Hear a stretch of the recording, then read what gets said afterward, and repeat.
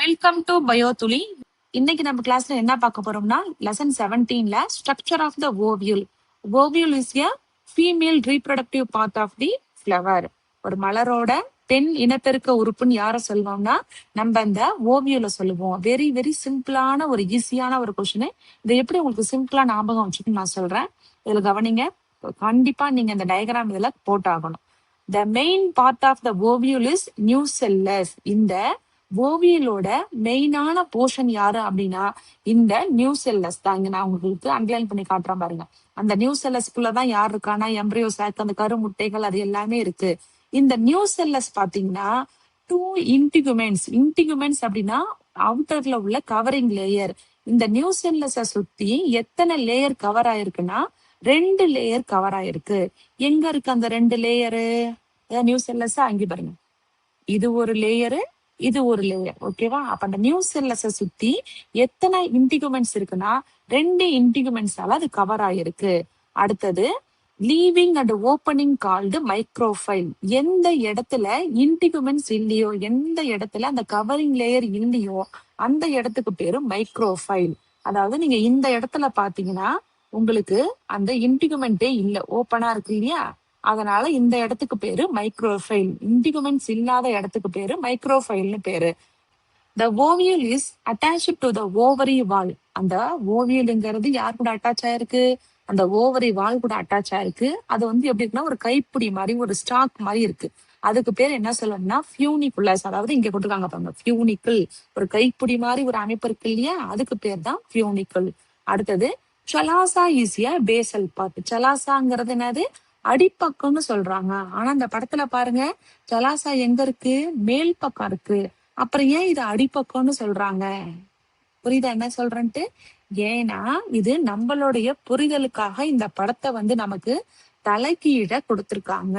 பூல பாத்தீங்கன்னா மைக்ரோஃபைல் மேல இருக்கும், ஜலாசா கீழே இருக்கும். அப்படியே இந்த படத்தை தலைக்கீழ திருப்பி பார்த்தா எப்படி இருக்கும்? அந்த மாதிரி போர்ஷன்ல தான் இருக்கும்.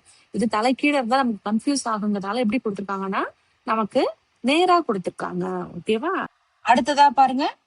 The embryo sac contain 7 cells and 8 nuclei. அதாவது அந்த நியூசெல்லஸ்குள்ள பாத்தீங்கன்னா 7 செல்லும் 8 நியூக்ளியஸ் இருக்குன்னு கொடுத்துருக்காங்க. எங்க இருக்கு 7 செல் அப்படின்னு பாத்தீங்கன்னா இந்த இடத்துல நான் உங்களுக்கு புள்ளி வச்சு காட்டுறேன் பாருங்க. 7 செல்லு ஃபர்ஸ்ட் பாத்தீங்கன்னா இந்த ரவுண்ட் இருக்கு இல்லையா, இது ஒரு செல். 1 2 3 4 5 6 7. இப்ப எத்தனை செல் இருக்கு? 7 செல் இருக்கு.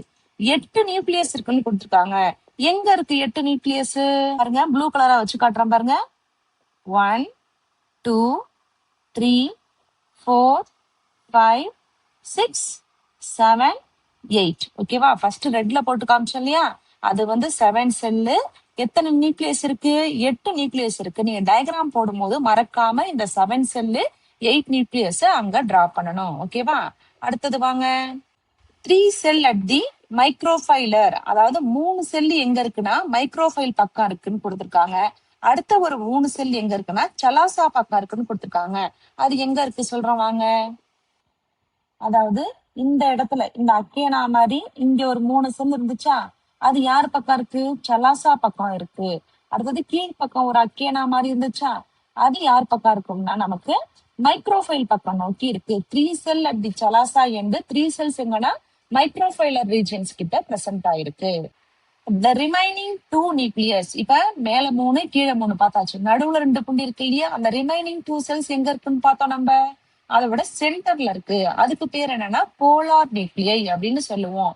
இந்த எக் அப்பாரட்டஸ், அந்த எக் அப்பாரட்டஸ்குள்ள ஒரு செல்ல எக்னு சொல்றோம், ரிமைனிங் 2 சினர்ஜிட்ஸ்ன்னு சொல்றோம். எங்க இருக்கு அப்படின்னா நமக்கு அந்த அக்கேனா மாதிரி ஒரு வடிவம் இருந்துச்சு இல்லையா, 3 செல் இப்படித்தானே இருந்துச்சு. அதுல இந்த செல்லுக்கு பேரு எக்கு. கீழே இருக்க அந்த 2 செல்லுக்கு பேரு சினர்ஜிட்ஸ். அவ்வளவுதான் இது.